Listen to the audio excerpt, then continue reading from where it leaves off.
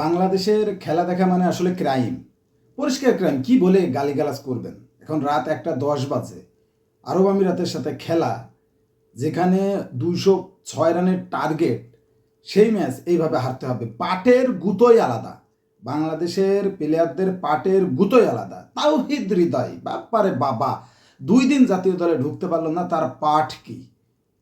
মানে পাটের প্লেয়ার নাহিদ রানা, আরে বাবা পেস প্রায় 150-র কাছে, তার বল চোখেই দেখতে পারবে না।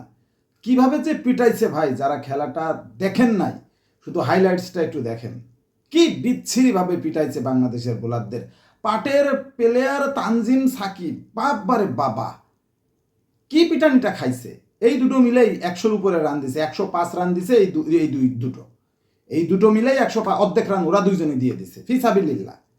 মানে বাংলাদেশের এমন একটা অবস্থা হয়েছে ক্রিকেটে, কেউ নাই তো, যার ফলে ওরা একটু আছে, 2-একটা ম্যাচ একটু ভালো খেলতেছে, ওইটা নিয়ে আমাদের সাংবাদিক ভাইয়েরা অনেক হাইলাইটস করতেছে, পেপারে টেপারে লেখালেখি হচ্ছে, মনে হচ্ছে অনেক কিছু করতেছে, পিএসএল চান্স পাচ্ছে, আইপিএলে চান্স পাচ্ছে। কি অবস্থা বাংলাদেশের ক্রিকেটে, উন্নয়নের জোয়ার বয়ে যাচ্ছে।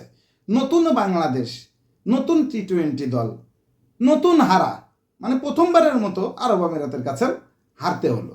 টসে আজকেও হারছে।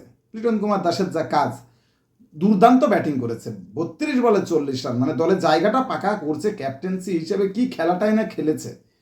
তানজিদ তামিম দুর্দান্ত খেলেছেন। এই একটা প্লেয়ার আজকে একটু খেলেছে, 33 বলে 59 রান করেছে, এটা বলার মতো। শান্ত 19 বলে 27 করছে। হৃদয় ব্যাটিংটা মোটামুটি করছে, 24 বলে 45। এই দিয়ে বাংলাদেশের রান হয়েছে 205, কিন্তু এই রান হওয়া উচিত ছিল মিনিমাম 225 থেকে 230, পারে নাই, একেবারেই পারে নাই। ওই যে মনে করছে আরব আমিরাতের সাথে খেলা, এখানে 200 রান করে ফেলছি, কত কিছু করে ফেলছে। আরে বাবারে বাবা, 9.1 ওভারে 90 ছিল 1 উইকেটে, 16.3 ওভারে 165 ছিল 3 উইকেটে।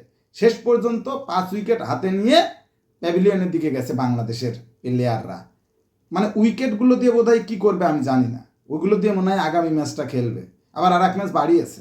মানে বিসিবি তো বোঝে নাই, মনে করছে প্রথম ম্যাচ যেভাবে ফাটিয়ে খেলেছে বাংলাদেশ, ইউএইকে উড়িয়ে দিয়েছে, মনে হয় এইভাবেই করা যাবে। যাই নাই ভাই, যাই নাই, শেষ পর্যন্ত হারছে ভাই। কি হারাটা না, হারছে ইচ্ছা করে হারছে, আমি বলবো ইচ্ছা করেই হারছে। 31 বলে যখন আরব আমিরাতে 57 রান লাগবে, তখন হাতে আছে 8 উইকেট। সেই সময় ওয়াসিম তাদের ক্যাপ্টেন 42 বলে করছে 82, বুঝেন, আমাদের ক্যাপ্টেন করছে 32 বলে 40। আরে বাবা রে বাবা, মোনালিসার মতো ব্যাটিং।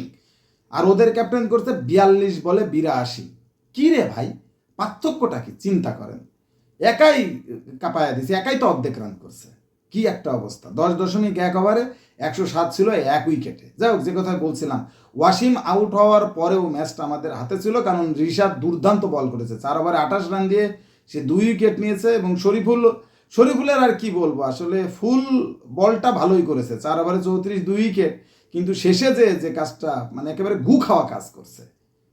দেখছে যে প্লেয়ার সামনে আছে, তাহলে আমি থ্রো মারবো কেন? ওই আউট করতে যে 4 রানটা দিল, এই 4 রান দিয়ে লাস্টে 6 বলে 12 রান দরকার ছিল।